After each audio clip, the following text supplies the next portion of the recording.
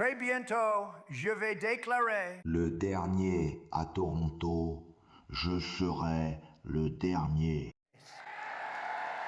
Il a été rapporté depuis l'Iran ce soir qu'un accord entre eux et Oman pour rouvrir le détroit d'Ormuz pourrait interdire aux navires américains, israéliens et autres navires dits hostiles de traverser le détroit. Les deux nations ont mené des discussions sur l'utilisation de cette voie navigable ces dernières semaines.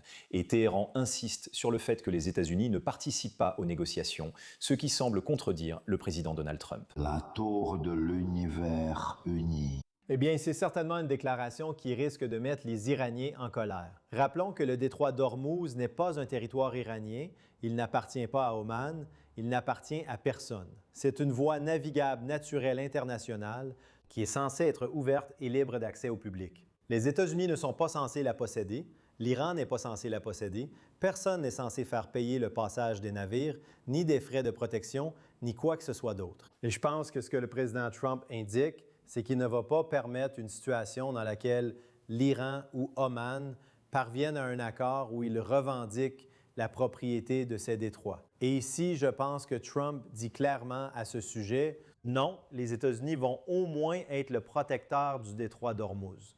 Ce seront les États-Unis, la seule force qui va garantir la liberté de passage pour tous les navires à travers ces détroits.